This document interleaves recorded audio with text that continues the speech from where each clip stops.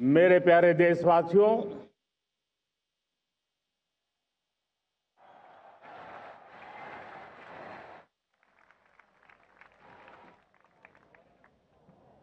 आजादी का ये महापर्व 140 करोड़ संकल्पों का पर्व है। आजादी का ये पर्व सामूहिक सिद्धियों का गौरव का पल है। हर हृदय उमंग से भरा हुआ है। देश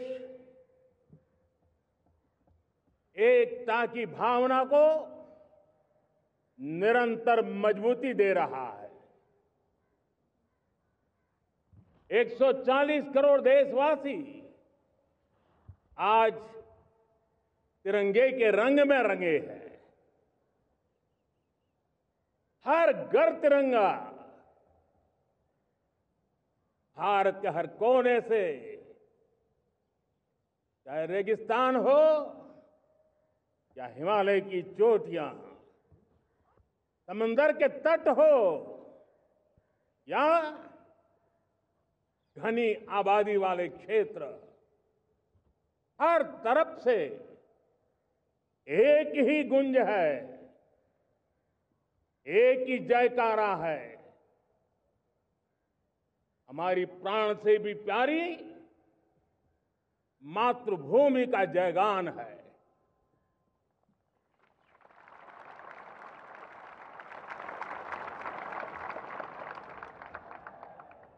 मेरे प्यारे देशवासियों,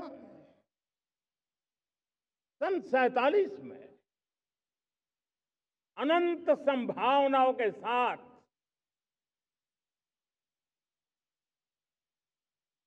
कोटि कोटि भुजाओं के सामर्थ्य के साथ हमारा देश आजाद हुआ। देश की आकांक्षाएं उड़ानें भर रही थी, लेकिन चुनौतियां उससे भी कुछ ज्यादा थी। पूज्य बापू के सिद्धांतों पर चलते हुए संविधान सभा के सदस्यों ने एक बहुत ही महत्वपूर्ण दायित्व निभाया। भारत का संविधान गत 75 वर्ष से एक प्रकाश स्तंभ बन करके हमें मार्ग दिखाता रहा है। भारत के संविधान निर्माता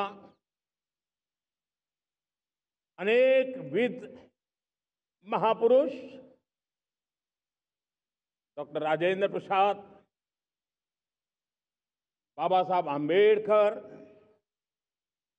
पंडित नेहरू, सरदार वल्लभ भाई पटेल, डॉक्टर सर्वपल्ली राधाकृष्णन जी, इतना ही नहीं, हमारी नारी शक्ति का भी योगदान कम नहीं था। हंसा मेहता जी, दाक्षायणी, वेलायुधन जैसी विदुषियों ने भी भारत के संविधान को सशक्त करने में अपनी भूमिका निभाई थी। आज लाल किले की प्राचीर से देश का मार्गदर्शन करने वाले, देश को दिशा देने वाला संविधान के निर्माताओं को आदरपूर्वक नमन करता हूं।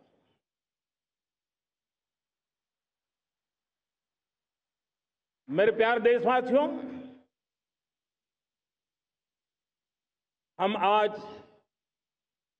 डॉक्टर श्यामा प्रसाद मुखर्जी की 125वीं जयंती भी मना रहे हैं। डॉक्टर श्यामा प्रसाद मुखर्जी भारत के संविधान के लिए बलिदान देने वाले देश के पहले महापुरुष थे। संविधान के लिए बलिदान,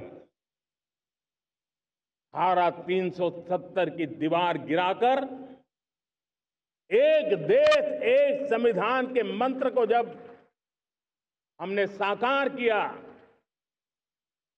तो हमने डॉक्टर श्यामा प्रसाद मुखर्जी को सच्ची श्रद्धांजलि दी। लाल किले पर आज कई विशेष महानुभाव उपस्थित हैं। दूर सुदूर गांव के पंचायतों के सदस्य हैं, ड्रोन दीदी के प्रतिनिधि हैं, लखपति दीदी की प्रतिनिधि हैं, खेल जगत से जुड़े लोग हैं, राष्ट्र जीवन में कुछ न कुछ देने वाले यहां महानुभाव उपस्थित हैं। एक प्रकार से यहां मेरी आंखों के सामने मैं लघु भारत के दर्शन कर रहा हूं और टेक्नोलॉजी के माध्यम से विशाल भारत के साथ भी आज लाल किला जुड़ा हुआ है। मैं आजादी के इस महापर्व पर देशवासियों का, विश्व भर में फैलाए हुए भारत प्रेमियों का, हमारे मित्रों का हृदय से बहुत बहुत अभिनंदन करता हूं। साथियों, प्रकृति हम सब की परीक्षा ले रही है। पिछले कुछ दिनों में प्राकृतिक आपदाएं, भूस्खलन, बादलों का फटना, न जाने कितनी कितनी आपदाएं हम झेल रहे हैं। पीड़ितों के साथ हमारी संवेदना है। राज्य सरकारें और केंद्र सरकार मिलकर के बचाव के काम, राहत के काम, पुनर्वसन के काम में पूरी शक्ति से जुटे हुए हैं। साथियों, आज 15 अगस्त का एक विशेष महत्व भी मैं देख रहा। मुझे बहुत गर्व हो रहा है। आज मुझे लाल किले की प्राचीर से ऑपरेशन सिंदूर के वीर जाबाजों को सैल्यूट करने का अवसर मिला है।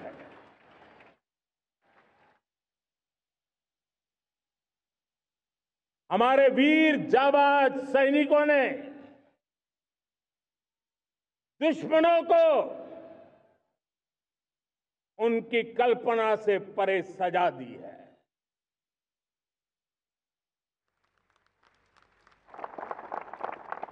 और इस अपील को पहलगाम में सीमा पार से आतंकियों ने आकर के जिस प्रकार का कत्ले आम किया, धर्म पूछ करके लोगों को मारा गया। पत्नी के सामने पति को गोलियां दी, बच्चों के सामने अपने पिता को मौत के घाट उतार दिया गया।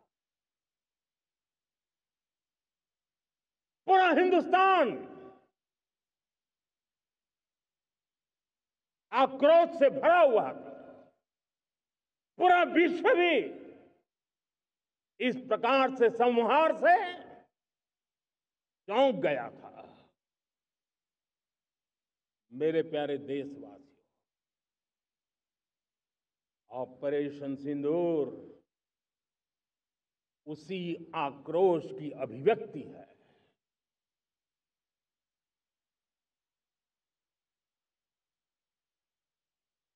22 तारीख के बाद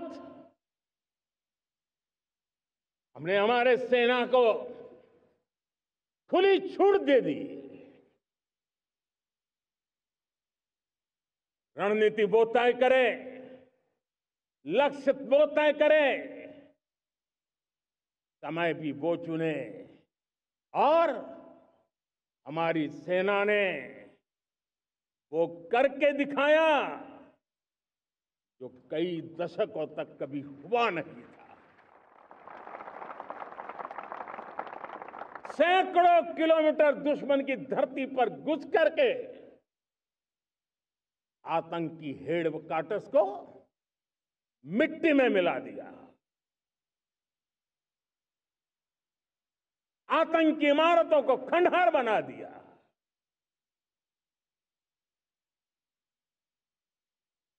पाकिस्तान की नींद अभी भी उड़ी हुई है।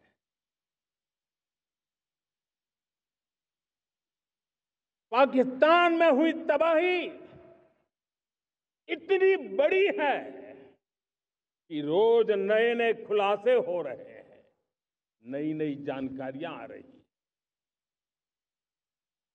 मेरे प्यारे देशवासियों, हमारा देश कई दशकों से आतंक को झेलता आया हुआ है। देश के सीने को छलनी कर दिया गया है। अब हमने एक न्यू नॉर्मल प्रस्थापित किया। आतंक को और आतंकी को पालने पोसने वालों को, आतंकियों को ताकत देने वालों को अब हम अलग अलग नहीं मानेंगे।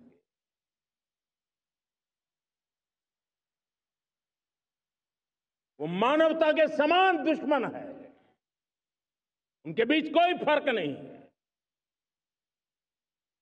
अब भारत ने तय कर लिया है कि न्यूक्लियर की धमकियों को अब हम सहने वाले नहीं हैं। न्यूक्लियर ब्लैकमेल लंबे अरसे से चलाया, अब वो ब्लैकमेल नहीं सहा जाएगा।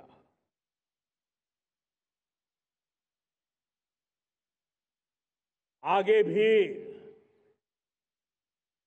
अगर दुश्मनों ने ये कोशिश जारी रखी, हमारी सेना तय करेगी, सेना की शर्तों पर, सेना जो समय निर्धारित करे उस समय पर, सेना जो तौर तरीके तय करे उस तौर तरीके से, सेना जो लक्ष्य तय करे उस लक्ष्य को अब हम अमल में ला करके रहने वाले हैं। हम मुंह तोड़ जवाब देंगे। मेरे प्यारे देशवासियों, भारत ने तय कर लिया है, खून और पानी एक साथ नहीं बहेंगे।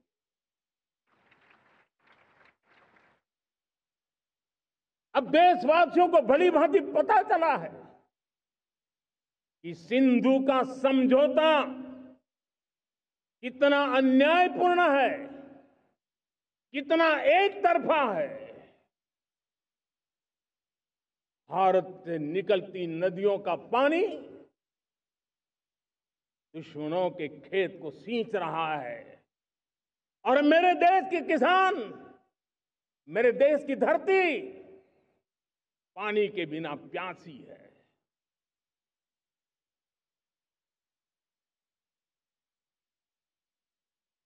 ये ऐसा समझौता था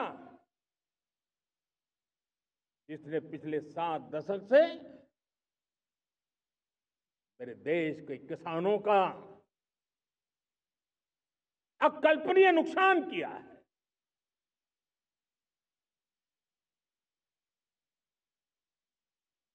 अब हिंदुस्तान के हक का जो पानी है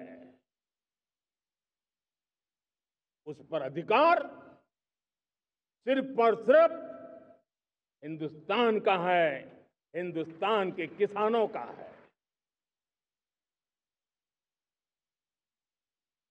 भारत कतई सिंधु समझौते को, उस स्वरूप को दशकों तक सहा है, उस स्वरूप को आगे नहीं सहा जाएगा। किसान हित में, राष्ट्र हित में ये समझौता हमें मंजूर नहीं है। मेरे प्यारे देशवासियों, आजादी के लिए असंख्य लोगों ने बलिदान दी,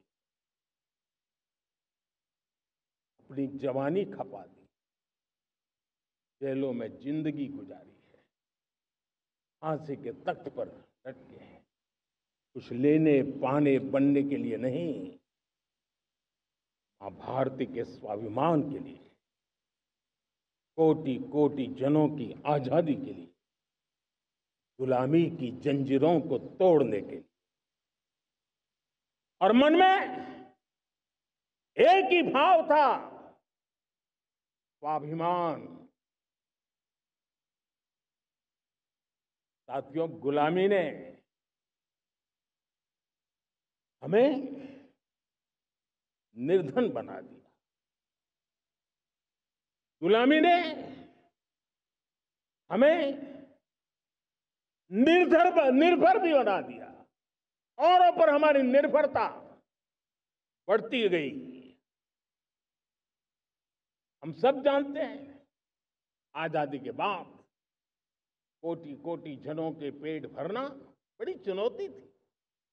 लेकिन यही मेरे देश के किसान हैं जिन्होंने खून पसीना एक करके देश के अन्न के भंडार भर दिए।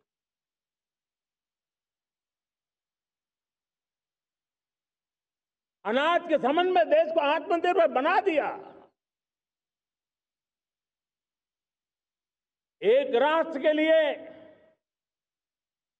आत्मसम्मान की सबसे बड़ी कसौटी आज भी उसकी आत्मनिर्भरता है। और मेरे प्यारे देशवासियों, विकसित भारत का आधार भी है आत्मनिर्भर भारत।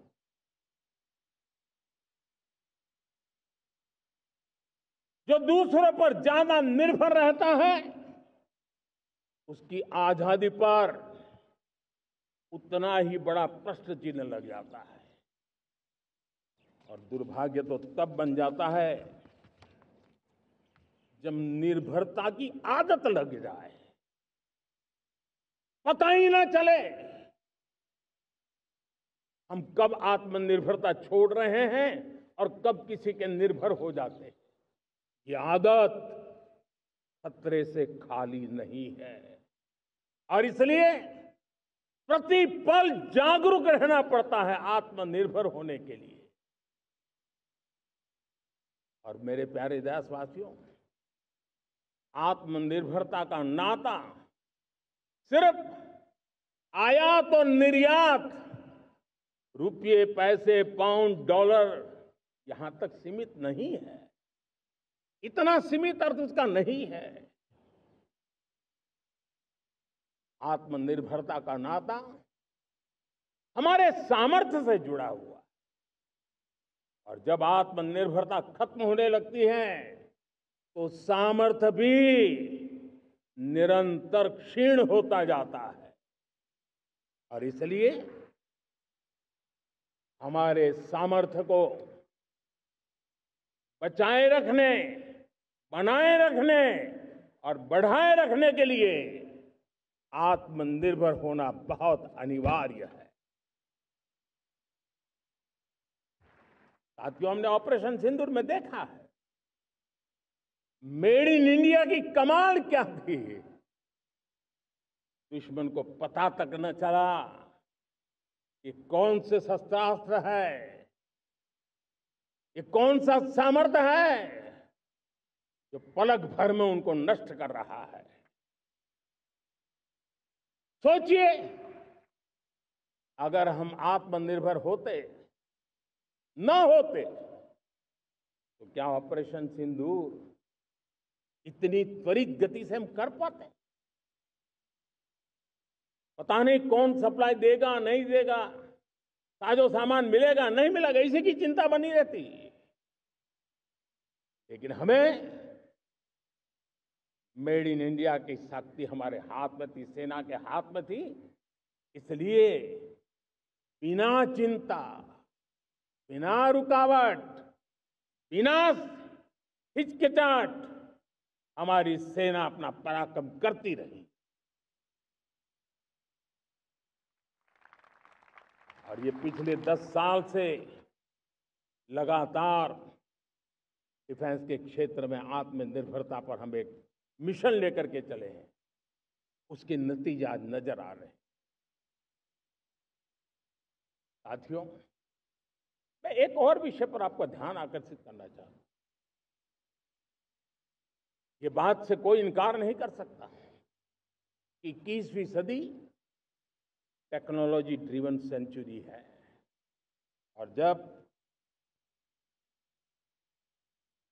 टेक्नोलॉजी ड्रिवन है और इतिहास की तरफ नजर करें तो पता है, इतिहास गवाह है, जिन जिन देशों ने टेक्नोलॉजी में महारत हासिल की, वो देश विकास की ऊंचाइयों को पार कर गए, शिखर पर पहुंच गए। आर्थिक शक्ति नए पैमाने पर पहुंचती गई।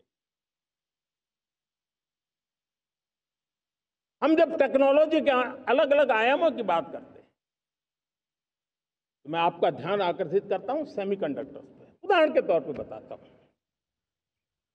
मैं यहां लाल किले से किसी सरकार की आलोचना करने के लिए खड़ा नहीं हुआ और नहीं मैं करना चाहता, लेकिन देश की युवा पीढ़ी को जानकारी होना भी उतना जरूरी है। हमारे देश में 50-60 साल पहले सेमीकंडक्टर को लेकर के फाइलें शुरू हुई।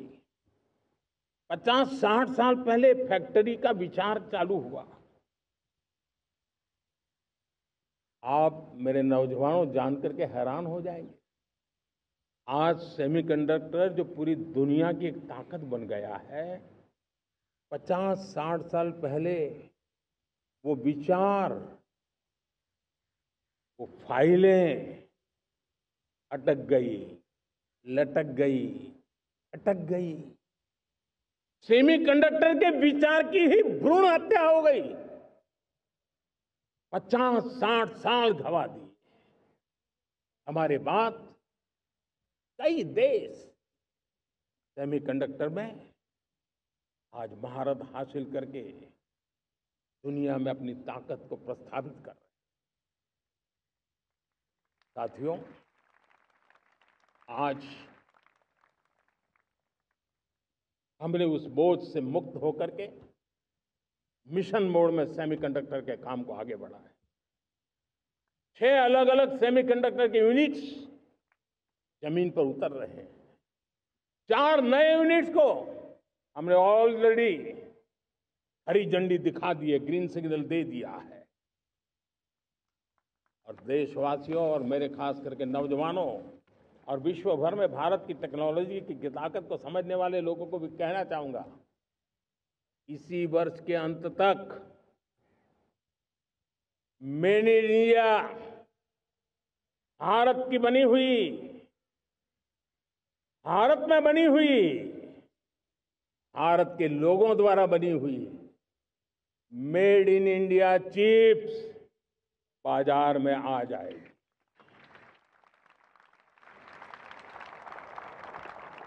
मैं दूसरा उदाहरण देना चाहता हूं। अब ऊर्जा के क्षेत्र में हम सब जानते हैं कि हम एनर्जी के लिए बहुत सारे देशों पर डिपेंडेंट है। पेट्रोल हो, डीजल हो, गैस हो, लाखों करोड़ रुपए हमें खर्च करके लाना पड़ता है। हमें इस संकट से देश को आत्मनिर्भर बनाना, ऊर्जा में आत्मनिर्भर बनाना बहुत जरूरी है।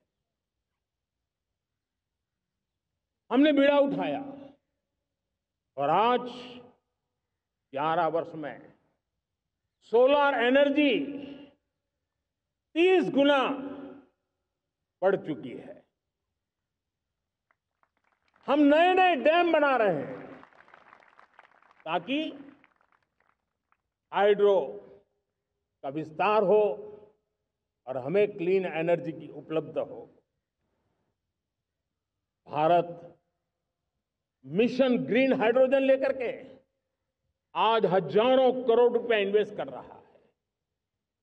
भविष्य की ऊर्जा को ध्यान में रख करके, ऊर्जा के क्षेत्रों को ध्यान में रख करके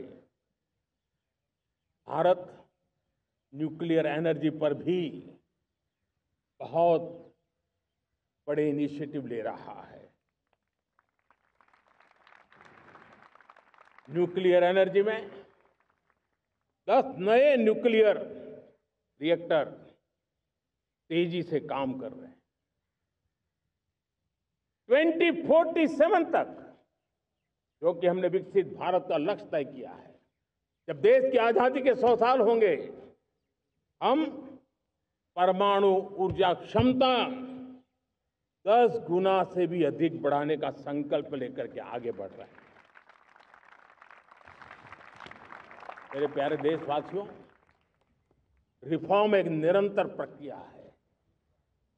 समयानुकूल परिस्थिति के अनुसार रिफॉर्म करते जाना होता है। हम न्यूक्लियर एनर्जी के क्षेत्र में बहुत बड़े रिफॉर्म लेकर के आए। अब हमने प्राइवेट सेक्टर के लिए भी परमाणु ऊर्जा को उसके द्वार खोल दिए हैं। हम शक्ति को जोड़ना चाहते हैं। मेरे प्यारे देशवासियों, दुनिया जब आज ग्लोबल वार्मिंग को लिए चिंता करती है, तब मैं विश्व को भी बताना चाहता हूं कि भारत ने तय किया था कि हम 2030 तक क्लीन एनर्जी भारत में 50% पहुंचा देंगे। ये लक्ष्य हमारा 2030 तक था। मेरे देशवासियों का सामर्थ्य देखिए, मेरे देशवासियों की संकल्प शक्ति देखिए, मेरे देशवासियों को विकसित भारत बनाने का संकल्प को पूर्ण करने के लिए उनकी दौड़ देखिए।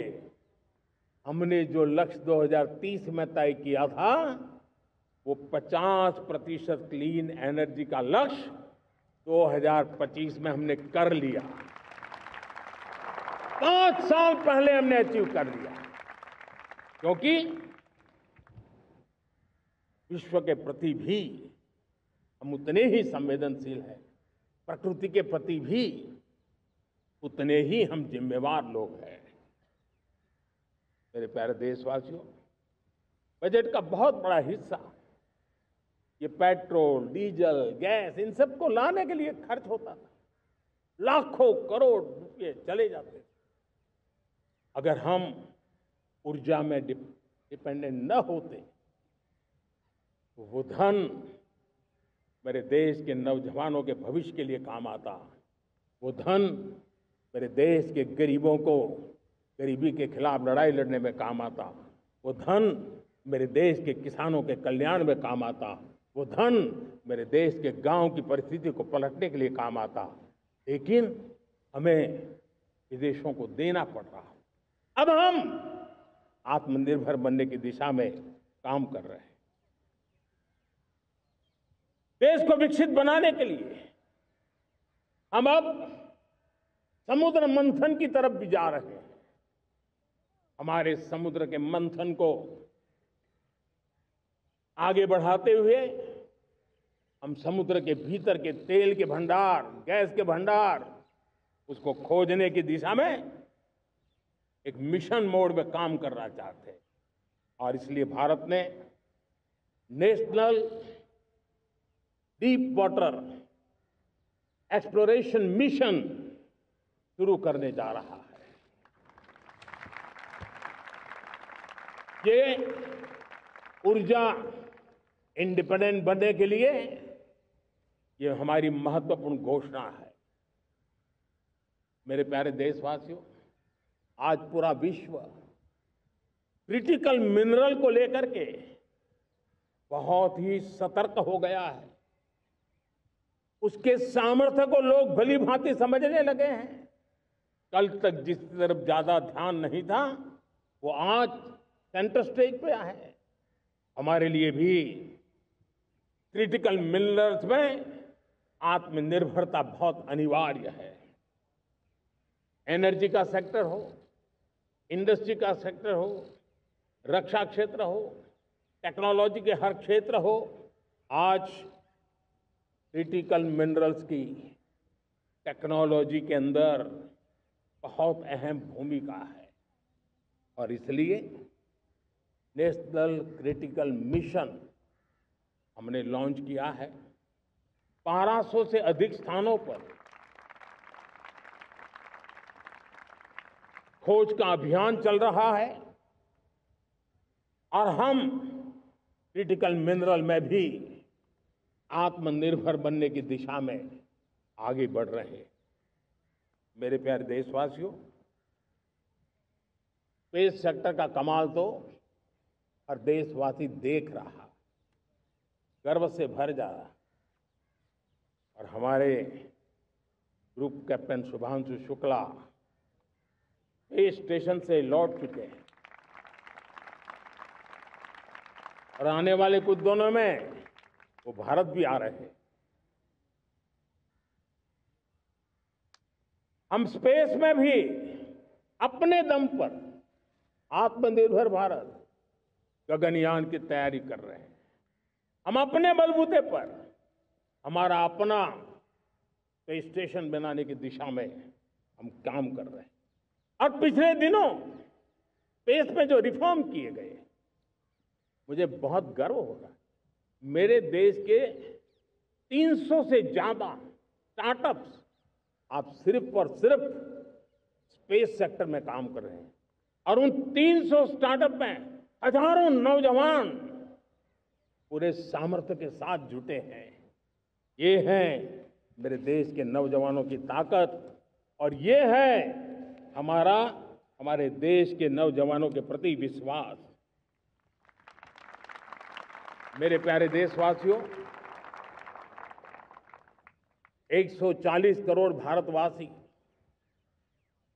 2047 में जब आजादी के 100 साल होंगे, विकसित भारत के संकल्प को परिपूर्ण करने के लिए पूरी ताकत से जुटे हैं। इस संकल्प की पूर्ति के लिए भारत आज हर सेक्टर में आधुनिक इकोसिस्टम तैयार कर रहा है और आधुनिक इकोसिस्टम हर क्षेत्र में हमारे देश को आत्मनिर्भर बनाएगा। आज मेरा लाल किले की प्राचीर से मेरे देश के युवा वैज्ञानिकों को, मेरे टैलेंटेड यूथ को, मेरे इंजीनियर्स को और प्रोफेशनल्स को और सरकार के हर विभागों को भी मेरा आह्वान है, क्या हमारा अपना made in India fighter jets के लिए जेट इंजन हमारा होना चाहिए कि नहीं होना चाहिए?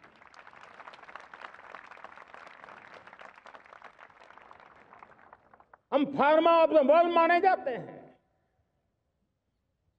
वैक्सीन में हम नए नए विक्रम स्थापित करते हैं, लेकिन क्या समय की मांग नहीं है हम रिसर्च और डेवलपमेंट में और ताकत लगाएं? हमारे अपने पेटेंट हो, हमारी अपनी बनाई हुई मानव जात के कल्याण की सस्ते से सस्ती और सबसे कारगर नई नई दवाइयों की शोध हो, हर संकट में साइड इफेक्ट के बिना मानव जात के कल्याण में काम आए। बायो 3 पॉलिसी भारत सरकार ने बनाई है। मैं देश के नौजवानों को कहता हूं, आइए बायो 3 पॉलिसी का अध्ययन करके अब कदम उठाइए। देश का भाग्य बदलना है, आपका सहयोग चाहिए। मेरे प्यारे देशवासियों, आज आईटी का युग है, डेटा की ताकत है। क्या समय की मांग नहीं है? ऑपरेटिंग सिस्टम से लेकर के साइबर सुरक्षा तक, डीप टेक से लेकर के आर्टिफिशियल इंटेलिजेंस तक, सारी चीजें हमारी अपनी हो, इस पर हमारे ही लोगों का सामर्थ्य जुटा हुआ हो, उनकी सामर्थ्य शक्ति का विश्व को परिचय कराए। साथियों, आज दुनिया में सोशल मीडिया का हो, बाकी प्लेटफॉर्म का हो, दुनिया के प्लेटफॉर्म पर हम काम कर रहे हैं। दुनिया ने हमने दिखा दिया है, यूपीआई का हमारा प्लेटफॉर्म आज दुनिया को अजोबा कर रहा है। हमारे में सामर्थ्य है। रियल टाइम ट्रांजैक्शन में 50% अकेला भारत यूपीआई के माध्यम से कर रहा है। इसका मतलब कि ताकत है। क्रिएटिव वर्ल्ड हो, सोशल मीडिया हो, ये जितने भी प्लेटफॉर्म्स हैं, मेरे देश के नौजवानों में चुनौती करता हूं आपको, आइए हमारे अपने प्लेटफॉर्म क्यों ना हो, हम क्यों दूसरों पर निर्भर रहे, क्यों भारत का धन बाहर जाए। और मुझे आपके सामर्थ्य पर भरोसा है। मेरे प्यारे देशवासी, जैसे ऊर्जा के क्षेत्र में हम डिपेंडेंट हैं, वैसा ही देश का दुर्भाग्य है कि फर्टिलाइजर, उसमें भी हमें दुनिया पर निर्भर रहना पड़ता है। मेरे देश के किसान भी फर्टिलाइजर का सही उपयोग कर करके धरती माता की सेवा कर सकते हैं। अनाप शनाप उपयोग से भी धरती मां को बहुत नुकसान पहुंचा रहे हैं। लेकिन साथ साथ मैं देश के नौजवानों को कहना चाहता हूं, देश के उद्योग जगत को कहना चाहता हूं, देश के प्राइवेट सेक्टर को कहना चाहता हूं, आइए हम फर्टिलाइजर के भंडार भर दें, हम नए नए तौर तरीके खोजें और भारत की आवश्यकता के अनुसार हम अपना फर्टिलाइजर तैयार करें। हम औरों पर निर्भर न रहे। साथियों, आने वाला युग ईवी का है। अब ईवी बैटरी क्या हम नहीं बनाएंगे? हम निर्भर रहेंगे? सोलर पैनल की बात हो, इलेक्ट्रिक व्हीकल्स के लिए जिन जिन चीजों की आवश्यकताएं हैं, वो हमारी अपनी होनी चाहिए। साथियों, मैं ये इसलिए कहने की हिम्मत करता हूं, क्यों? क्योंकि मुझे देश के नौजवानों के सामर्थ्य पर भरोसा है। और भरोसा सिर्फ वो मेरे देश के नौजवान है इतने मात्र से नहीं है। कोविड के समय हम बहुत सारी चीजों पर निर्भर थे। तो मेरे देश के नौजवानों को कहा गया कि वैक्सीन हमारी अपनी चाहिए, देश ने करके दिखाया। कोविन प्लेटफॉर्म हमारा अपना होना चाहिए, देश ने करके दिखाया। करोड़ों करोड़ों लोगों की जिंदगी बचाने का काम हमने किया है। वही स्पिरिट, वही जज्बा हमें जीवन के हर क्षेत्र में आत्मनिर्भर बनने के लिए अपना सब कुछ देना है। अपना जो बेस्ट है वो हमें दे करके रहना है। साथियों, पिछले 11 साल में एंटरप्रेन्योरशिप, उद्यमशीलता को बहुत बड़ी ताकत मिली। आज लाखों स्टार्टअप्स टियर 2, टियर 3 सिटी में देश की अर्थशक्ति को, देश के इनोवेशन को ताकत दे रहे हैं। उसी प्रकार से मुद्रा योजना से हमारे देश के करोड़ों नौजवान, उसमें भी हमारी बेटियां, करोड़ों करोड़ों लोग मुद्रा से लोन लेकर के अपना खुद का कारोबार कर रहे हैं। खुद तो अपने पैरों पर खड़े हुए हैं, लेकिन औरों को भी पैरों पर खड़े रहने की ताकत देते हैं। वे भी एक प्रकार से हर व्यक्ति को आत्मनिर्भर बनाने का अवसर दे रही है। मेरे साथियों, विमेन सेल्फ हेल्प ग्रुप, किसी का ध्यान नहीं था। पिछले 10 साल में विमेन सेल्फ हेल्प ग्रुप ने कमाल करके दिखाया। आज उनके प्रोडक्ट दुनिया के बाजार में जाने लगे हैं। लाखों करोड़ों का कारोबार हमारे विमेन सेल्फ हेल्प ग्रुप करते हैं। मैंने एक बार मन की बात में खिलौने की बात कही थी। हम करोड़ों करोड़ रुपए के खिलौने विदेश से लाते थे। मैंने ऐसे ही मन की बात में कहा, करे मेरे देश के नौजवानों, ऐसा भी करें इन्हें क्या, किलो भी बाहर जाएंगे। और आज मैं गर्व से कहता हूं कि मेरा देश खिलौने एक्सपोर्ट करने लग गया है। यानी देश के सामर्थ्य को हर प्रकार के अवसर मिले, हर रुकावटों से मुक्ति मिले, उसको सर्वाधिक करने के लिए प्रेरित किया जाए। देश कर सकता है। मैं देश के युवाओं से कहता हूं, आइए आप इनोवेटिव आइडियाज लेकर के, आपके आइडियाज को मरने मत देना दोस्तों। आज का आपका आइडिया हो सकता है आने वाली पीढ़ी का भविष्य बना सकता है। मैं आपके साथ खड़ा हूं, मैं आपके लिए काम करने के लिए तैयार हूं, आपका साथी बन के काम करना तैयार हूं। आप आइए, हिम्मत जुटाइए, इनिशिएटिव लीजिए। जो युवा मैन्युफैक्चरिंग के बारे में सोचते हैं, आइए आगे बढ़िए। सरकार के नियमों में बदलाव करना है, मुझे बताइए। अब देश रुकना नहीं चाहता है। 2047 दूर नहीं है, एक एक पल की कीमत है और हम एक भी पल गंवाना नहीं चाहते दोस्तों।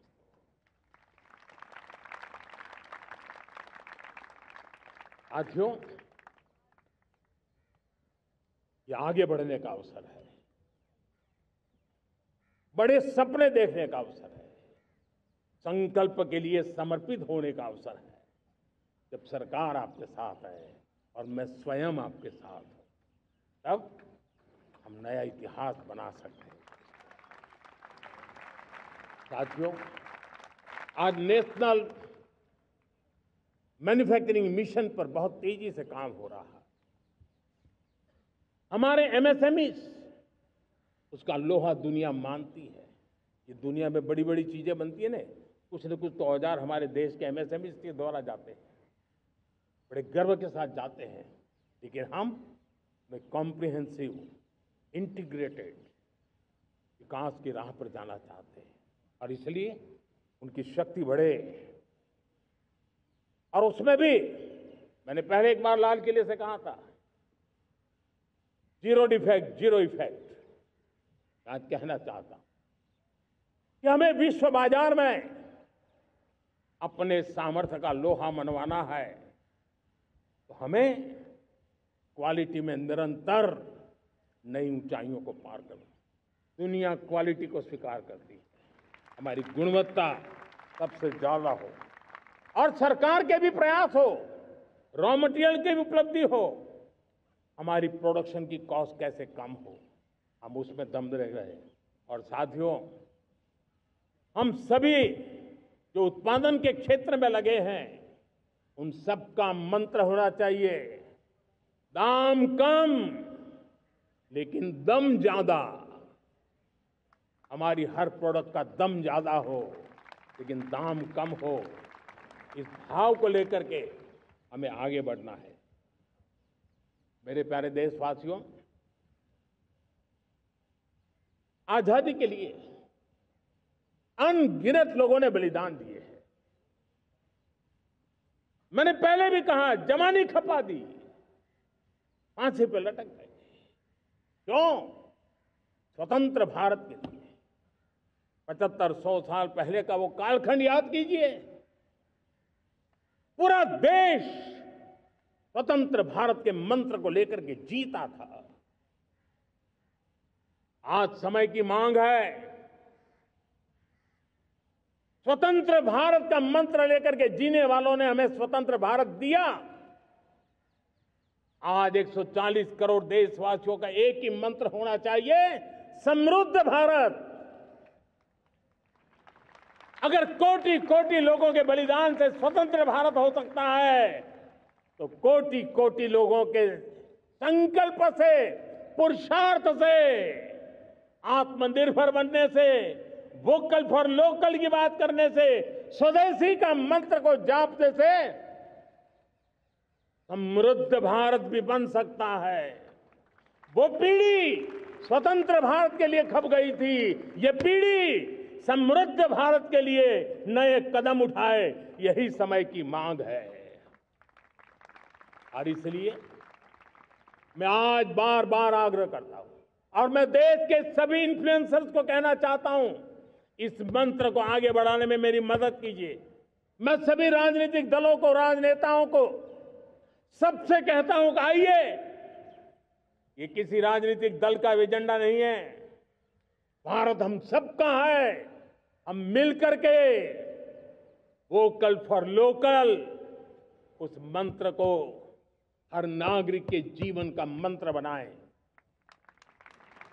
भारत में बनी हुई, भारत के नागरिकों के पसीने से बनी हुई वो चीजें जिसमें भारत की मिट्टी की महक हो और जो भारत के आत्मनिर्भर के संकल्प को ताकत देता हो, हम उसी को खरीदेंगे, हम उसी का उपयोग करेंगे, हम उस दिशा में आगे आए। यह हमारा सामूहिक संकल्प हो, देखते ही देखते हम दुनिया बदल देंगे। दोस्तों, मैं आज हर छोटे मोटे व्यापारी को, दुकानदार से आग्रह करना चाहता हूं, आपकी भी जिम्मेवारी है। हम छोटे थे, हमने कभी बाजार में देखा नहीं था कि शुद्ध घी की दुकान, ऐसे ही लिखा जाता था घी की दुकान, लेकिन समय रहते लोग लिखने लगे शुद्ध घी की दुकान। मैं चाहता हूं देश में ऐसे व्यापारी आगे आए, ऐसे दुकानदार आए कि हाँ, स्वदेशी माल बिकता है, वो बोर्ड लगा रहे हैं। हम स्वदेशी का गर्व करने लगे। हम स्वदेशी मजबूरी में नहीं, मजबूती के साथ उपयोग करेंगे, मजबूती के लिए उपयोग करेंगे और जरूरत पड़ी तो औरों को मजबूर करने के लिए उपयोग करेंगे। ये हमारी ताकत होनी चाहिए, ये हमारा मंत्र होना चाहिए। मेरे प्यारे देशवासियों,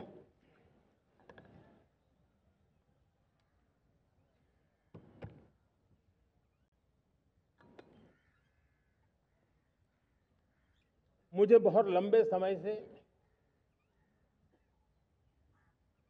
सरकार में काम करने का अवसर मिला है। मैंने कई सारे उतार चढ़ाव देखे हैं, सरकारों की मुसीबतों से भी मैं परिचित हूं, व्यवस्थाओं की मर्यादाओं से भी परिचित हूं, लेकिन उसके बावजूद भी हमारी जिम्मेवारी है कि हम किसी की लकीर को छोटी करने में अपनी ताकत बर्बाद न करें। मैं बड़े अनुभव से कहता हूं, किसी दूसरे की लकीर छोटी करने के लिए अपनी ऊर्जा हमें नहीं खपानी है। हमें पूरी ऊर्जा के साथ हमारी लकीर को लंबा करना है।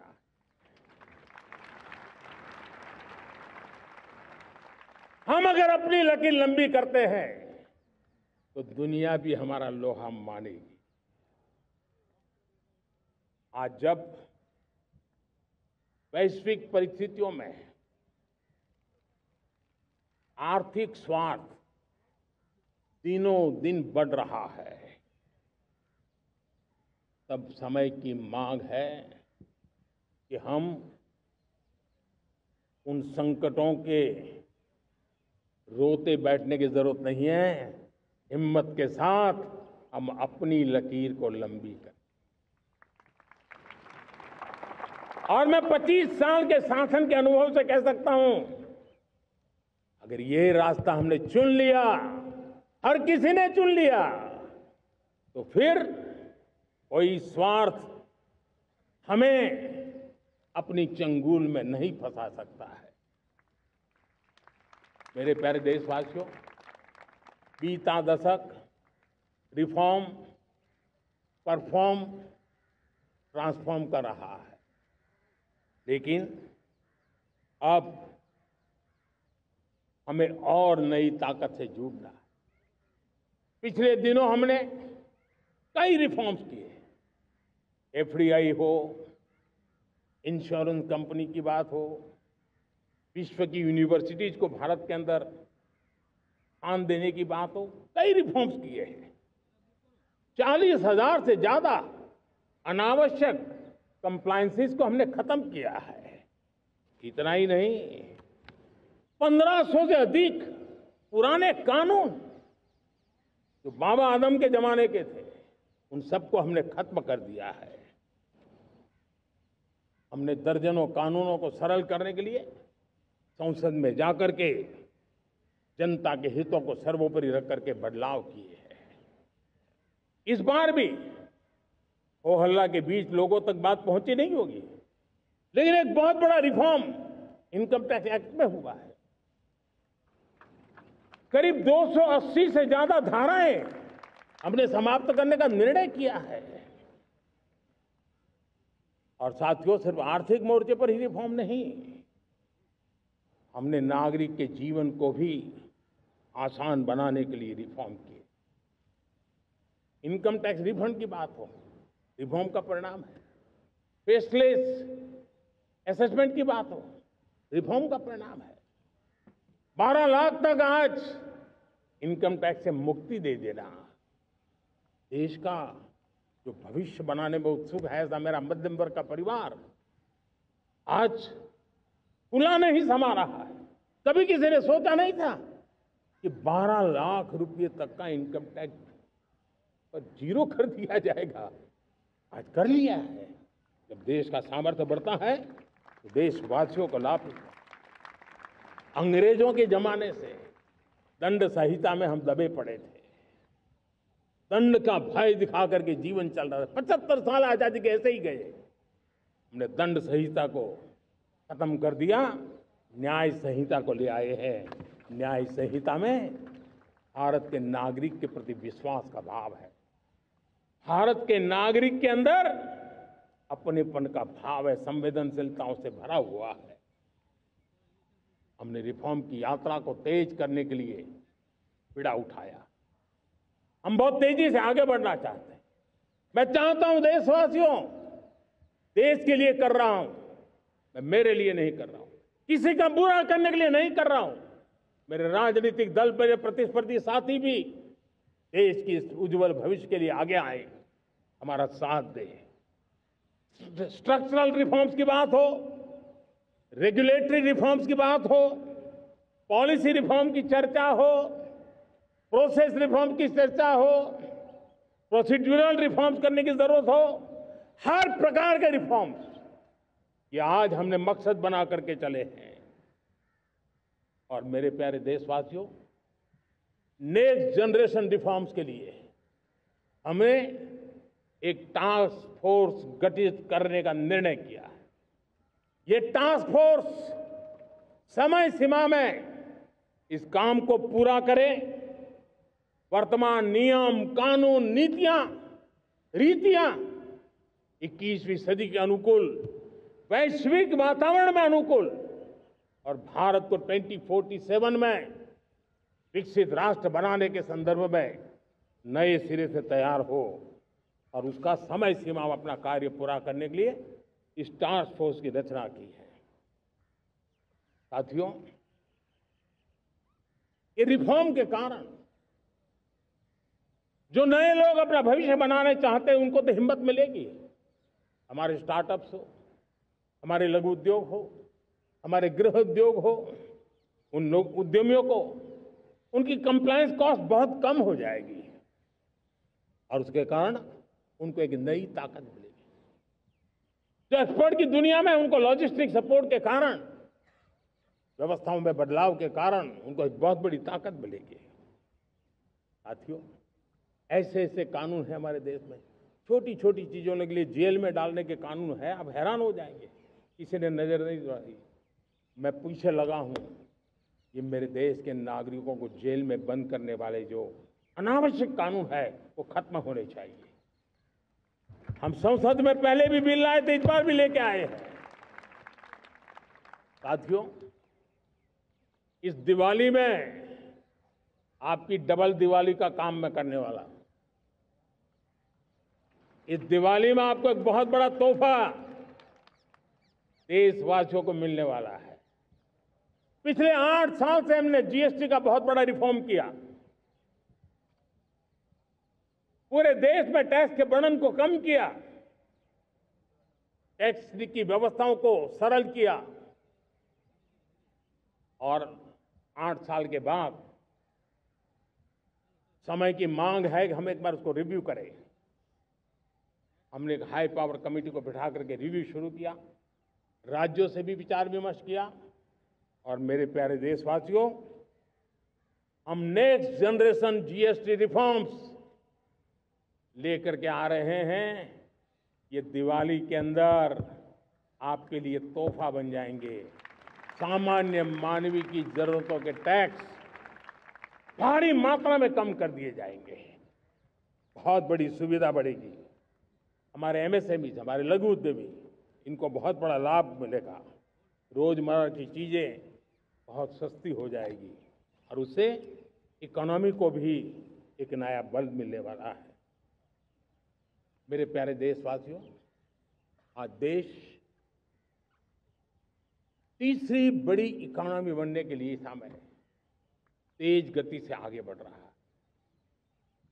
हम दरवाजे खटखटा रहे हैं और बहुत तेजी से हम उसको अचीव भी कर लेंगे। और कोई तो दिन होगा, मैं आपके बीच आकर के लाल किले की प्राचीर से ये खबर भी सुनाऊंगा।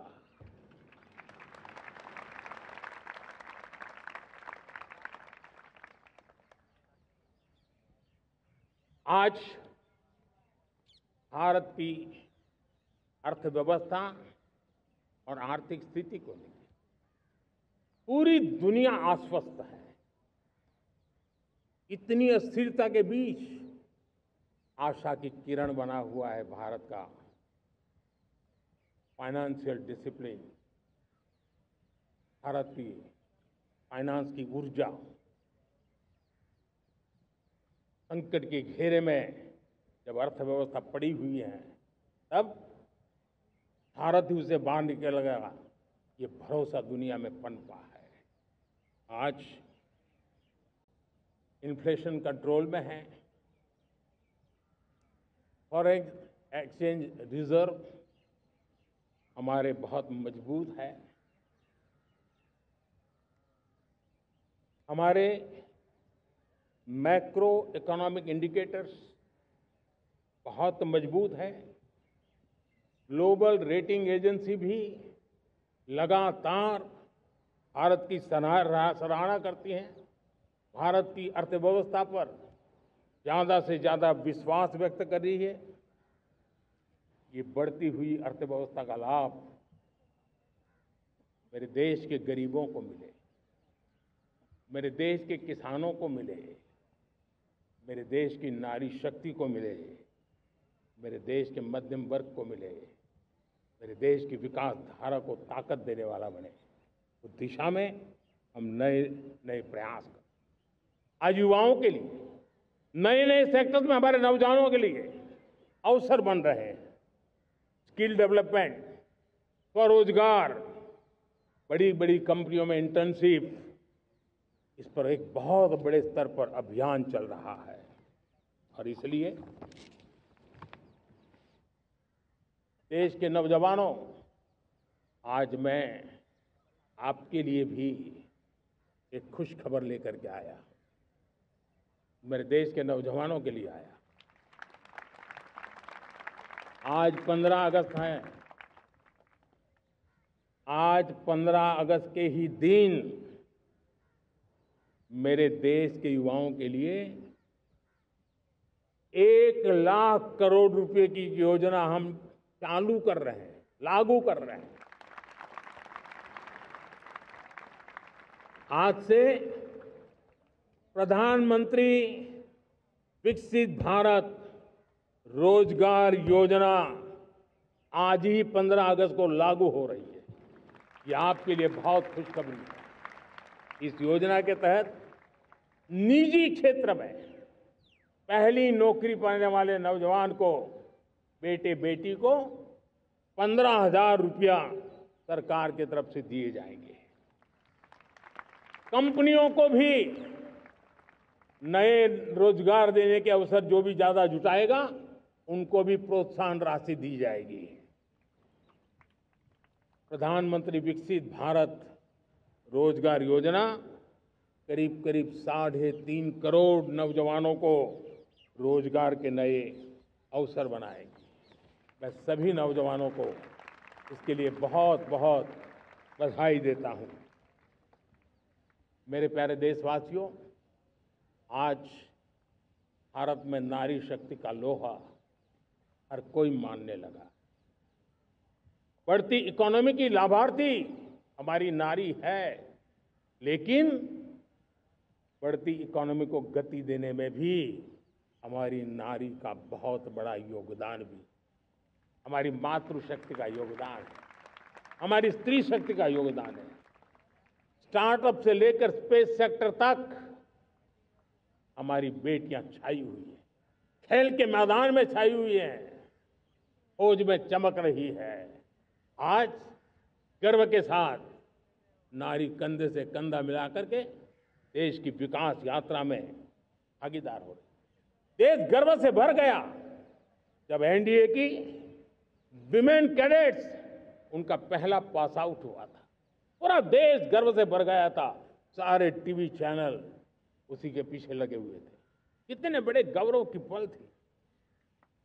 Self help group, 10 crore self help group की बहनें क्या कमाल कर रही है। नमो ड्रोन दीदी नारी शक्ति की एक नई पहचान बनी। गांव में मुझे एक बहन मिली, वो कहती मुझे अब तो गांव वाले पायलट कह करके बुलाते हैं। बड़े गर्व से कह रहे हैं। ज्यादा पढ़ी लिखी नहीं थी, लेकिन उसका रतबा पैदा हुआ है। साथियों, हमने 3 करोड़ महिलाओं को लखपति दीदी बनाने का संकल्प लिया था। 3 करोड़। और मुझे आज संतोष है कि हम तेज गति से काम कर रहे हैं। समय से पहले 3 करोड़ का लक्ष्य पार कर लेंगे। और आज मैं खुशी से देश को बताना चाहता हूं कि मेरे नारी शक्ति का सामर्थ्य देखिए। देखते ही देखते 2 करोड़ महिलाएं लखपति दीदी बन चुकी है। आज कुछ लखपति दीदी हमारे सामने बैठी है। ये है मेरे सामर्थ्य। और मेरा विश्वास है दोस्तों, भारत की विकास यात्रा में उनकी भागीदारी बढ़ने वाली। मेरे प्यारे देशवासियों, मेरे देश के किसानों का भारत की अर्थव्यवस्था में बहुत बड़ा योगदान है। भारत के किसानों की मेहनत रंग ला रही है। पिछले साल अनाज के उत्पादन में मेरे देश के किसानों ने के पुराने सारे विक्रम तोड़ दिए। ये सामर्थ्य है मेरे देश का। उतनी ही जमीन, लेकिन व्यवस्थाएं बदली, पानी पहुंचने लगा, अच्छे सीड्स मिलने लगे, किसानों को अच्छी सुविधाएं मिलने लगी, तो वो अपना सामर्थ्य देश के लिए बढ़ा रहा है। आज भारत दूध, दाल, जूट जैसे उत्पादन में नंबर 1 है दुनिया में। आज दुनिया का दूसरा सबसे बड़ा फिश प्रोड्यूसर। मेरे मछुआरा भाई बहनों की ताकत देखिए। फिश प्रोड्यूशन में दुनिया में हम दूसरे नंबर पर पहुंच चुके हैं। आज भारत चावल, गेहूं, फल और सब्जी के उत्पादन में भी दुनिया में दूसरे नंबर पर पहुंच चुका है। साथियों, आपको खुशी होगी, मेरे देश के किसान जो पैदावार देते हैं, आज वो उत्पादन दुनिया के बाजार में पहुंच रहा है। 4 लाख करोड़ रुपया एग्रो प्रोडक्ट का एक्सपोर्ट हुआ है। ये मेरे देश के किसानों ने भी ताकत दिखाई है। हम छोटे किसान हो, पशुपालक हो, मछुआरे हो, देश के विकास की अनेक योजनाओं का लाभ आज हम उन तक पहुंचा रहे हैं। पीएम किसान सम्मान निधि हो, रेन वाटर हार्वेस्टिंग हो, सिंचाई की योजनाएं हो, क्वालिटी सीड्स हो, फर्टिलाइजर की आवश्यकता हो, हर क्षेत्र में आज और किसान को एक भरोसा हो गया है फसल बीमा का। वो साहसिक बना रहा, उसका परिणाम भी देश को मिल रहा है। जो पहले कल्पना की बात थी आज हकीकत बन गई है। देशवासियों, हमारे देश के पशुधन को बचाने के हमें कोविड की वैक्सीन मुफ्त में मिली, वो तो याद है, लेकिन हम पशुधन के लिए भी अब तक 125 डोज मुफ्त में पशुओं को लगा चुके हैं। फूट एंड माउथ डिसीज से मुक्ति पाने के लिए, जो हमारा यहाँ उत्तर भारत में उसे खुरपका मुंहपका बीमारी कहते हैं, उससे बचाने के लिए 125 करोड़ डोज हम लगा चुके हैं और मुफ्त में लगा चुके हैं। हम खेती के मामले में देश के वो जिले जहां के किसान औरों से पीछे रह गए, किसी न किसी कारण से 100 जिले ऐसे हैं जहां अपेक्षाकृत कम खेती है, और इसलिए हमने 100 जिले आइडेंटिफाई किए हैं पूरे देश में से, और वहां के किसानों को एम्पावर करना, किसानों को शक्ति देना, किसानों को मदद करने का एक अभियान चलाया है। और इसके लिए पीएम धन धान्य कृषि योजना का आरंभ किया है। पीएम धन धान्य कृषि योजना वो देश के 100 जिले जहां थोड़ी सी भी मदद कर देंगे तो वहां का किसान भी भारत के अन्य किसानों की बराबरी कर देगा। मेरे प्यारे देशवासियों, भारत के किसान, भारत के पशुपालक, भारत के मछुआरे, ये हमारी सबसे बड़ी प्राथमिकता है। भारत के किसान, भारत के मछुआरे, भारत के पशुपालक, उनसे जुड़ी किसी भी अहितकारी नीति के आगे मोदी दीवार बन के खड़ा है।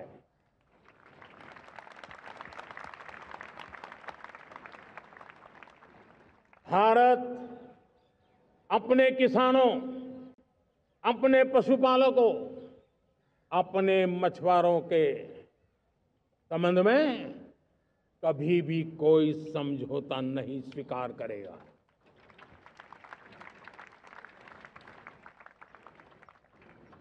प्यारे देशवासियों, गरीबी क्या होती है मुझे किताबों में पढ़ना नहीं पड़ा है, मैं जानता,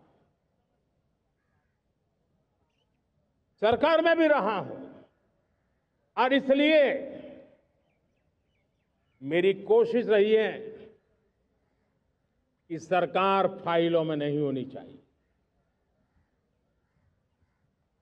सरकार देश के नागरिकों की लाइफ में होनी चाहिए। दलित हो, पीड़ित हो, शोषित हो, वंचित हो, उनके लिए सकारात्मक रूप से सरकारें प्रोएक्टिव हो, सरकारें प्रो पीपल हो, उस दिशा में हम निरंतर प्रयास कर रहे हैं। समाज के हर जरूरत व्यक्ति के लिए, कुछ लोगों को लगता है कि सरकार की योजनाएं पहले भी आती थी, जी नहीं, हम सरकार की योजनाओं को जमीन पर उतार रहे हैं, सैचुरेशन पर बल देते हैं, और सामाजिक न्याय का अगर कोई सच्चा एजुकेशन है तो सैचुरेशन में है, जिसमें कोई हकदार छूटे नहीं, हकदार के घर तक सरकार जाए और उसे अपना हक की चीजें मिले, उसके लिए हम काम कर रहे हैं। जनधन अकाउंट जब खोले गए ना, वो सिर्फ बैंक का अकाउंट था ऐसा नहीं है, उसे एक स्वाभिमान मिला था कि बैंक के दरवाजे मेरे लिए भी खुलते हैं, मैं भी बैंक के दरवाजे में जाकर के टेबल पे हाथ रख करके बात कर सकता हूं। ये विश्वास हमने जगाया है। आयुष्मान भारत ने बीमारी को सहने की आदत से मुक्ति दिलाने का और उनको अच्छे स्वास्थ्य के लिए मदद करने का काम और जब हम वरिष्ठ नागरिकों को 5 लाख रुपए से ज्यादा मदद कर करके उनके आरोग्य की चिंता करते हैं। आज पीएम आवास 4 करोड़ गरीबों को घर मिलना मतलब जिंदगी के नए सपने वहां सजते हैं। वो सिर्फ 4 दीवारें नहीं है दोस्तों।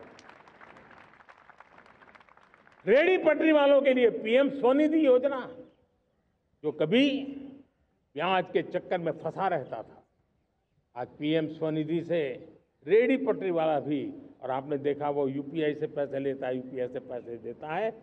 ये बदलाव आखिरी व्यक्ति तक चिंता लोगों की लाइफ में सरकार होनी चाहिए। उसी के कारण ये जमीन से जुड़ी योजनाएं बनती हैं और जमीन से जुड़ी योजनाएं जमीन पर उतरती हैं और जमीन से उतरी हुई योजनाएं जीवन में बदलाव लाने का एक सशक्त माध्यम बन जाती हैं। एक समय था, गरीब हो, पीड़ित हो, आदिवासी हो, वंचित हो, दिव्यांग हो, हमारी विधवा माताएं बहनें हो, अपने हक के लिए दर दर भटकते रहते थे। सरकारी दफ्तरों में चक्कर लगाते लगाते जिंदगी पूरी हो जाती। आज सरकार आपके दरवाजे पर आती है, सैचुरेशन के अप्रोच को लेकर के आती है। करोड़ों लाभार्थियों को सरकारी योजनाओं का लाभ मिल रहा है। डायरेक्ट बेनिफिट ट्रांसफर एक बहुत बड़ा क्रांतिकारी काम हुआ है। साथियों, गरीबी हटाओ के नारे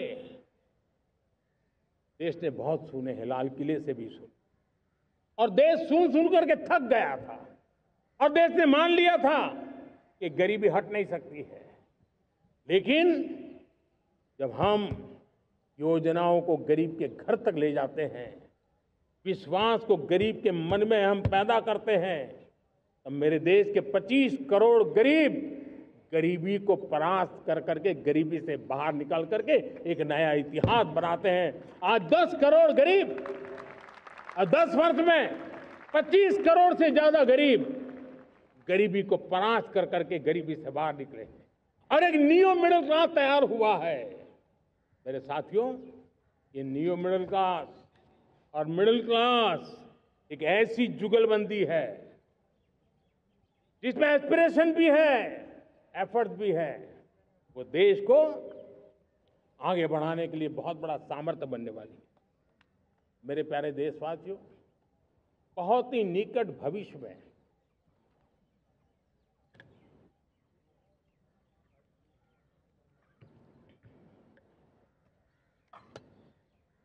मेरे प्यारे देशवासियों, बहुत ही निकट भविष्य में महान समाज सुधारक महात्मा ज्योतिबा फुले जी की 200वीं जयंती आ रही है।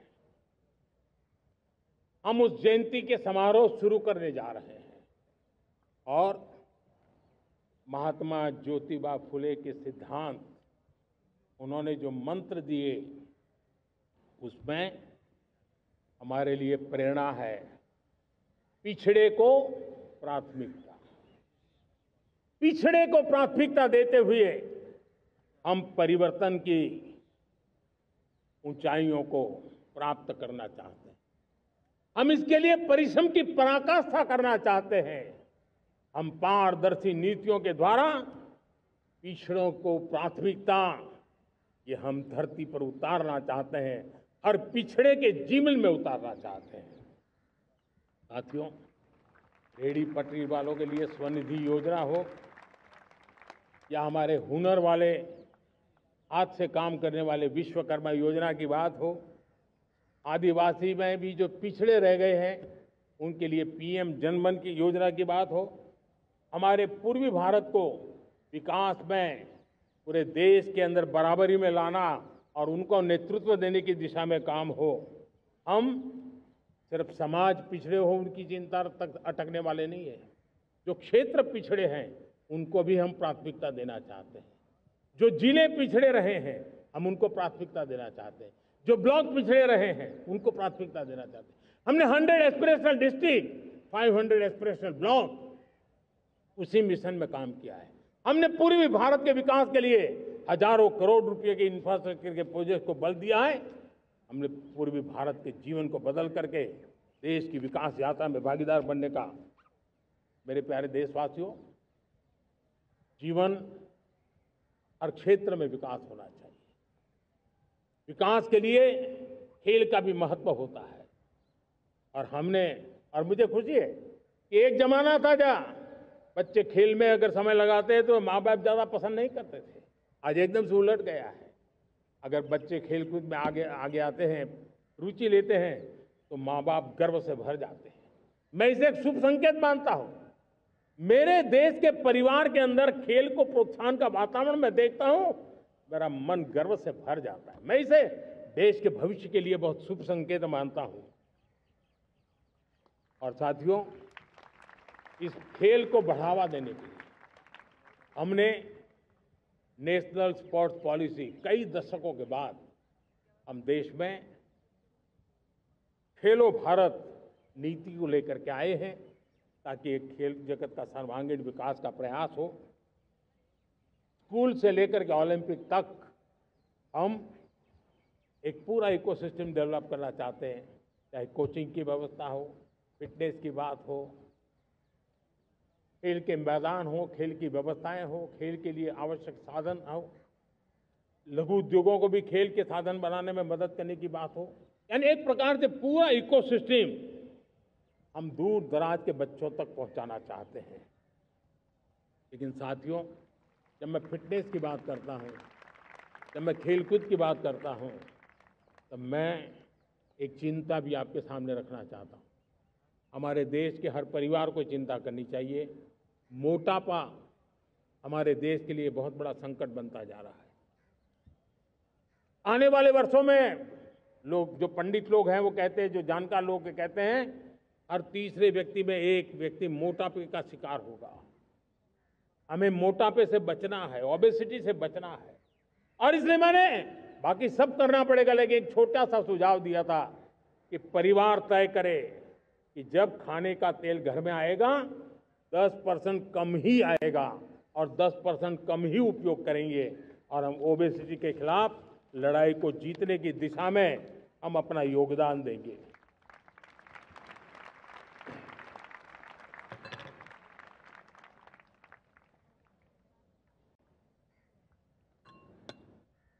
मेरे प्यारे देशवासियों, हमारा देश भाग्यवान है। हजारों साल की विरासत के हम धनी हैं, और वो हमें निरंतर ऊर्जा मिलती है, प्रेरणा मिलती है, त्याग और तपस्या की राह मिलती है। आज गुरु तेग बहादुर, यह वर्ष गुरु तेग बहादुर जी का 350वां शहीदी वर्ष है। देश की संस्कृति की रक्षा, भारत के मूल्यों की रक्षा के लिए उन्होंने अपना सब कुछ न्योछावर कर दिया। मैं आज उनको नमन करता हूं। साथियों, हमारी संस्कृति की ताकत हमारी विविधता है। हम विविधता को सेलिब्रेट करना चाहते हैं। हम विविधता को सेलिब्रेट करने की आदत बनाना चाहते हैं। यह हमारा गौरव है कि हमारा भारत माँ का यह बगीचा कितने विविध प्रकार के फूलों से सजा हुआ है, कितनी विविधताएं हैं। ये विविधता हमारे लिए एक बहुत बड़ा, हमारी विरासत है, बहुत बड़ा गौरव है। हमने प्रयागराज के महाकुंभ में देखा भारत की विविधता को कैसे जिया जाता है। एक स्थान पर करोड़ों लोग, एक ही भाव, एक ही प्राण, एक ही प्रयास, दुनिया के लिए बहुत बड़ा अजूबा है।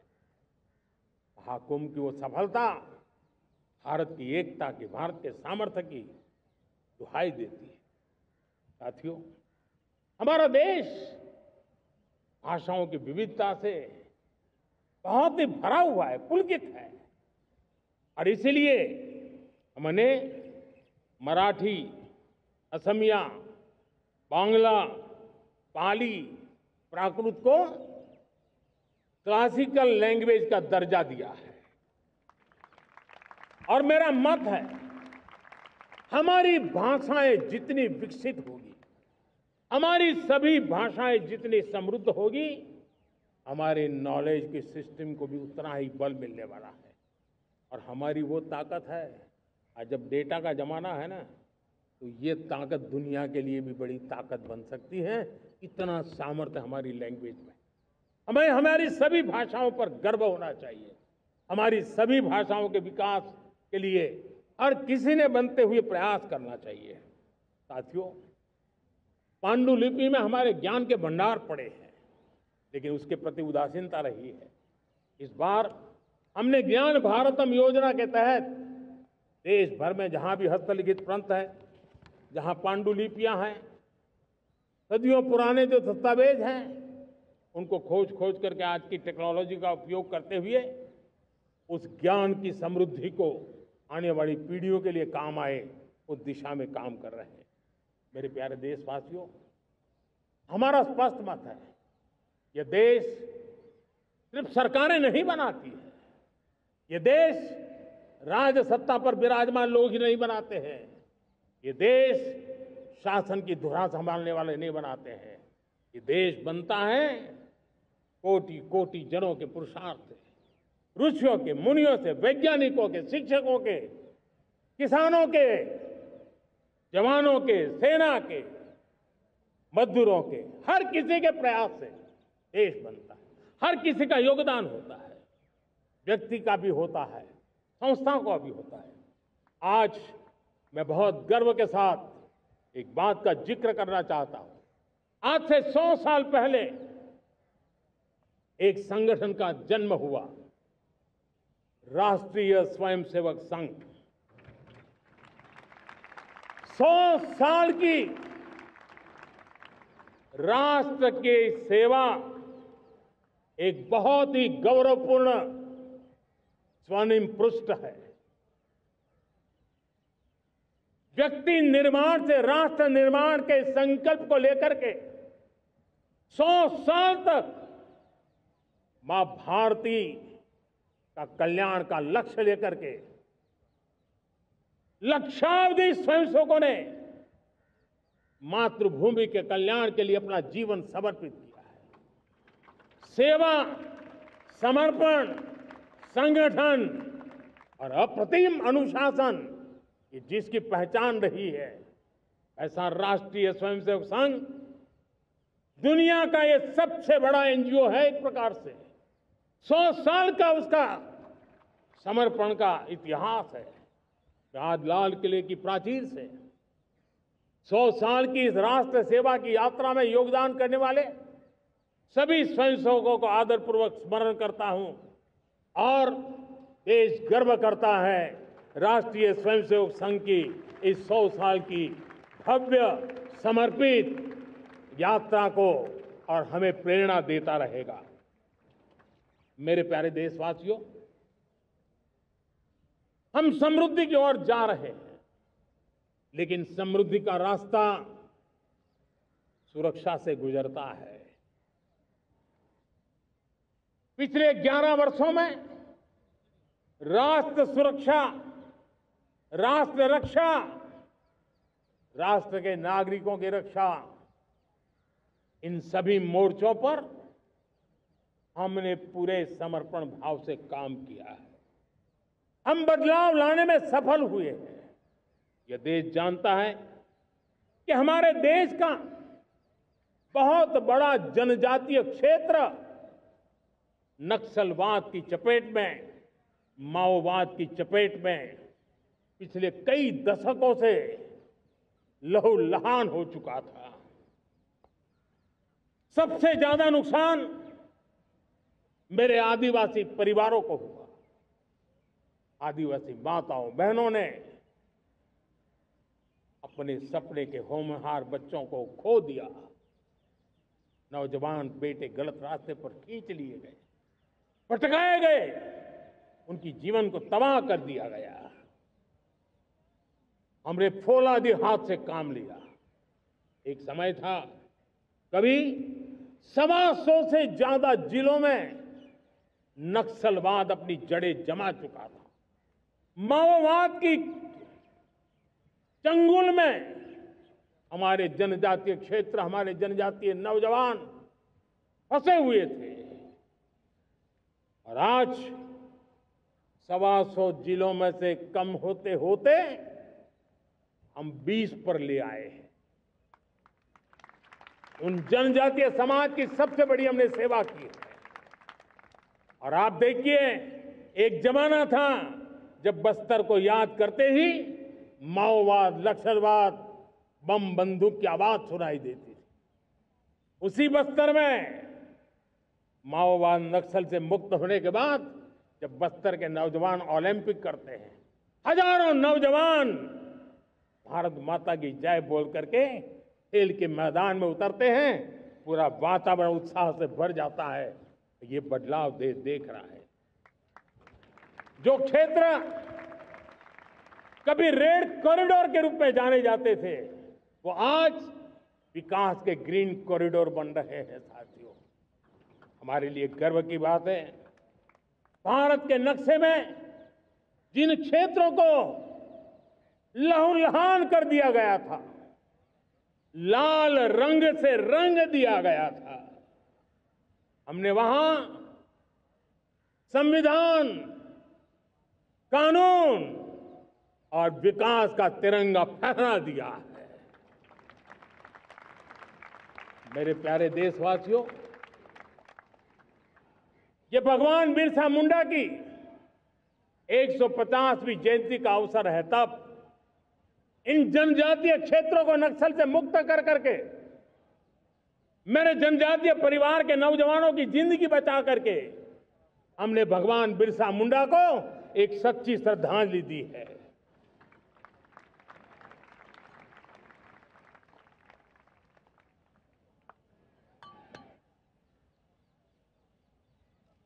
मेरे प्यारे देशवासियों, मैं आज देश के सामने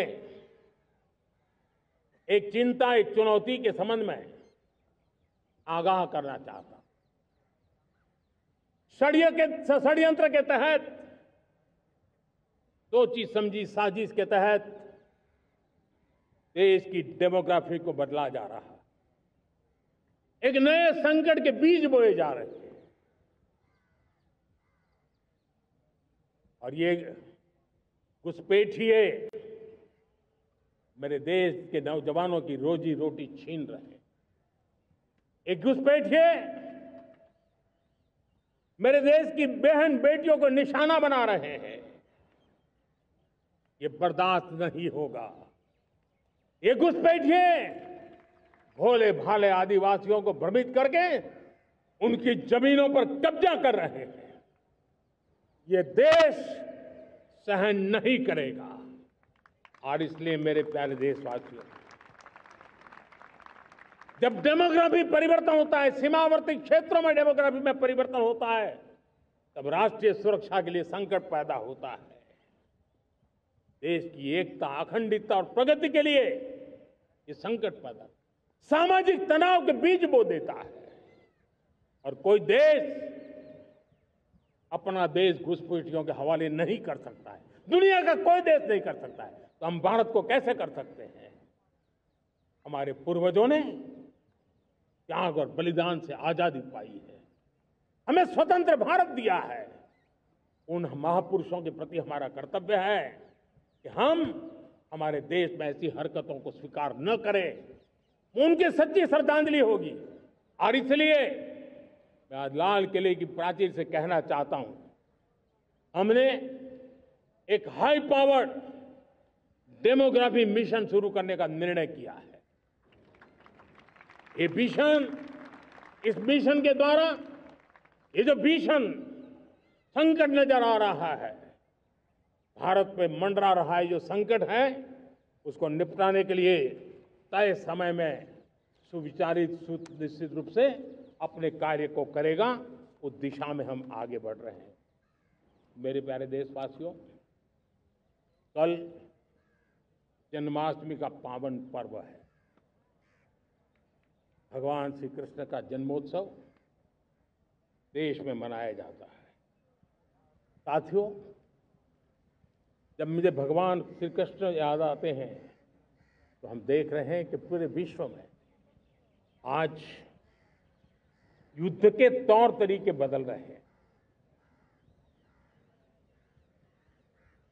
हमने देखा है कि भारत युद्ध के हर नए तौर तरीकों को निपटने में समृद्ध है। हमने ऑपरेशन सिंदूर में दिखा दिया है। टेक्नोलॉजी में जो भी महारत थी, पाकिस्तान ने हमारे सैन्य ठिकानों पर, हमारे एयरबेस पर, हमारे संवेदनशील स्थानों पर, हमारे आस्था के केंद्रों पर, हमारे नागरिकों पर मिसाइल्स, ड्रोन अनगिनत मात्रा में उन्होंने वार किया। देश ने देखा है, लेकिन देश को सुरक्षित रखने के जो प्रयास पिछले 10 साल में हुए हैं, उस ताकत का परिणाम था कि उनके हर हमले को हमारे जाबाजों ने और हमारी टेक्नोलॉजी ने तिनके की तरह बिखेर दी।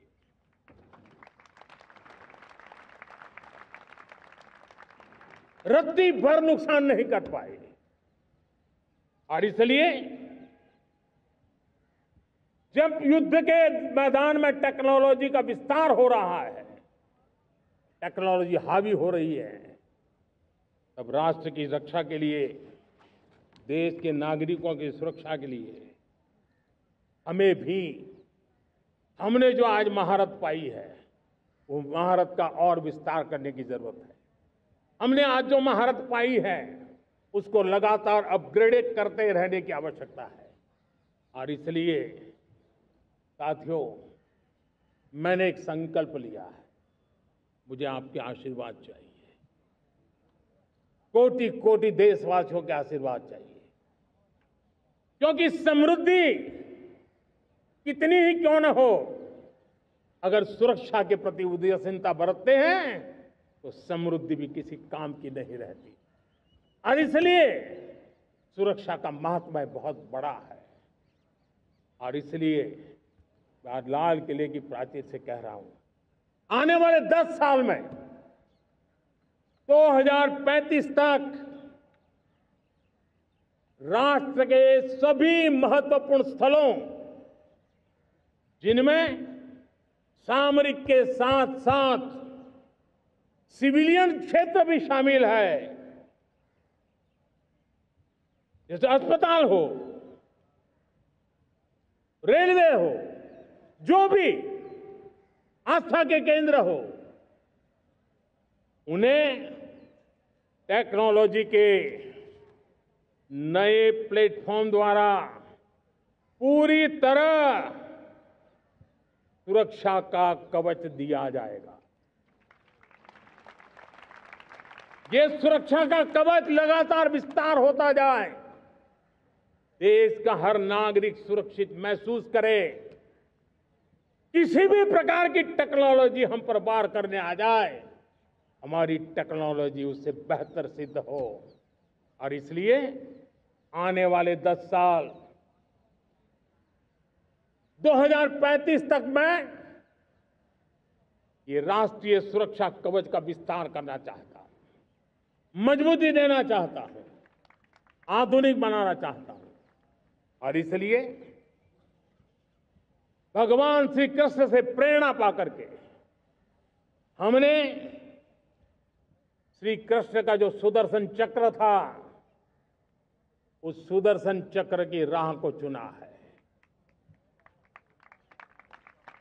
आप में से बहुत लोगों को याद होगा, जब महाभारत की लड़ाई चल रही थी, श्री कृष्ण ने अपने सुदर्शन चक्र से सूर्य के प्रकाश को रोक दिया था और दिन में ही अंधेरा कर दिया था। सूर्य प्रकाश को सुदर्शन चक्र से रोक दिया था। और तब अर्जुन ने जो शपथ ली थी जयद्रथ का वध करने की, उस प्रतिज्ञा को अर्जुन पूर्ण कर पाए थे। वो सुदर्शन चक्र के पराक्रम और रणनीति का परिणाम था। अब देश सुदर्शन चक्र मिशन लॉन्च करेगा।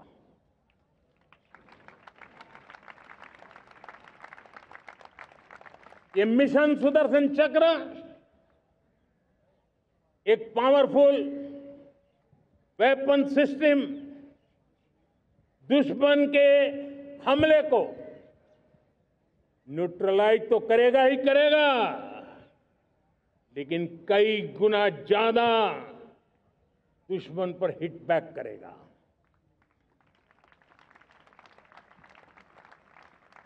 हमने भारत के इस मिशन सुदर्शन चक्र के लिए कुछ मूलभूत बातें भी तय की है। आने वाले 10 सालों में हम उसको प्रखरता से आगे बढ़ाना चाहते हैं। एक तो ये पूरी आधुनिक सिस्टम, इसके लिए रिसर्च, डेवलपमेंट, उसकी मैन्युफैक्चरिंग हमारे देश में ही हो, हमारे देश के नौजवानों के टैलेंट से हो, हमारे देश के लोगों के द्वारा बनी। दूसरा, एक ऐसी व्यवस्था होगी जो वॉरफेयर के हिसाब से भविष्य में क्या क्या संभावनाएं हैं उसका हिसाब किताब लगा करके +1 की स्ट्रेटेजी वर्कआउट करेगी। और तीसरा, सुदर्शन चक्र की एक ताकत थी, वो बहुत ही प्रिसाइज, जहां जाना था वहीं जाता था और वापस श्री कृष्ण के पास लौट के आता था। हम इस सुदर्शन चक्र के द्वारा भी टारगेटेड प्रिसाइज एक्शन के लिए भी व्यवस्था को विकसित करने की दिशा में आगे बढ़ेंगे। और इसलिए युद्ध के बदलते तौर तरीकों में राष्ट्र की सुरक्षा, नागरिकों की सुरक्षा के लिए मैं बड़े प्रतिबद्धता के साथ इस कार्य को आगे बढ़ाने के लिए वचन देता हूं। मेरे प्यारे देशवासियों, जब हम लोकतंत्र की बात करते हैं, स्वतंत्र भारत की बात करते हैं, तब हमारा संविधान हमारे लिए सर्वोच्च दीप स्तंभ होता है, हमारा प्रेरणा का केंद्र होता है। लेकिन आज से 50 साल पहले भारत के संविधान का गला घोंट दिया गया था, भारत के संविधान के पीठ पे छुरा भोंक दिया गया था, देश को जेल खाना बना दिया गया था, आपातकाल लगा दिया गया था, इमरजेंसी थोप दी गई थी। इमरजेंसी के 50 साल हो रहे हैं। देश की किसी भी पीढ़ी ने संविधान की हत्या के इस पाप को कभी भूलना नहीं चाहिए। संविधान की हत्या करने वाले पापियों को नहीं भूलना चाहिए। और हमें भारत के संविधान के प्रति अपने समर्पण को और मजबूती देते आगे बढ़ना चाहिए। वो हमारी प्रेरणा है। मेरे प्यारे देशवासियों, मैंने इसी लाल किले से पंच प्रण की बात कही थी।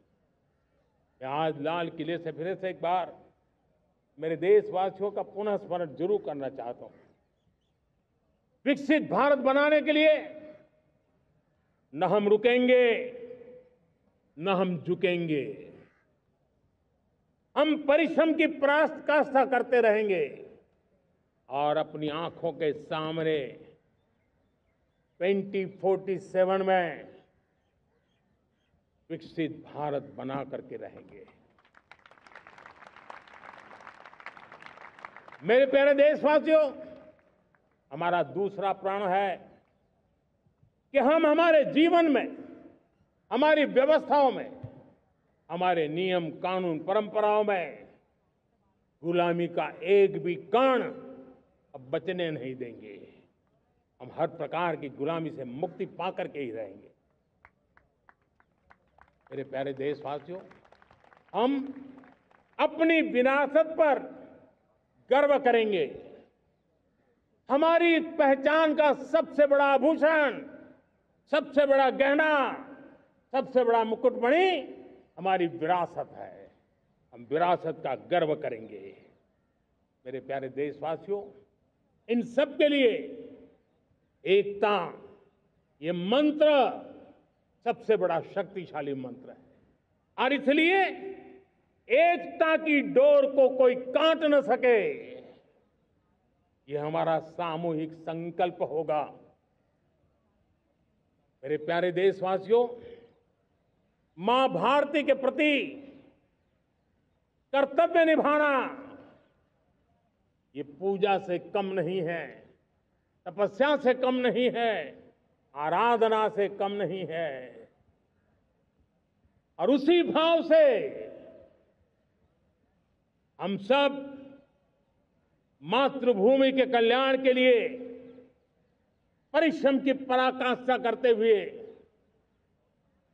2047 विकसित भारत के लक्ष्य को पार करने के लिए अपने आप को खपा देंगे, अपने आप को झोंक देंगे। जो भी सामर्थ्य है, कोई भी अवसर को छोड़ेंगे नहीं। इतना ही नहीं, नए अवसरों को निर्माण करेंगे और निर्मित करने के बाद हम 140 करोड़ देशवासियों के सामर्थ्य से आगे बढ़ते ही रहेंगे, बढ़ते ही रहेंगे, बढ़ते ही रहेंगे। मेरे प्यारे देशवासियों, हमें याद रखना है, 140 करोड़ देशवासियों को याद रखना है, परिश्रम में जो तपा है, परिश्रम में जो तपा है, उसने ही तो इतिहास रचा है। परिश्रम में जो तपा है, उसने ही तो इतिहास रचा है। जिसने फौलादी चट्टानों को तोड़ा है, जिसने फौलादी चट्टानों को तोड़ा है, उसने ही समय को मोड़ा है। जिसने फौलादी चट्टानों को तोड़ा है, उसने ही समय को मोड़ा है। और समय को मोड़ देने का भी, समय को मोड़ देने का भी यही समय है, सही समय है। मेरे प्यारे देशवासियों, एक बार फिर आप सबको आजादी के इस महान पर्व की अनेक अनेक शुभकामनाएं देता हूं, बहुत बहुत बधाई देता हूं। मेरे साथ बोलेंगे, जय हिंद, जय हिंद, जय हिंद।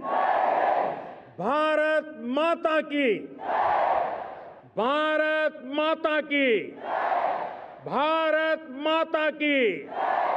वंदे, वंदे, वंदे।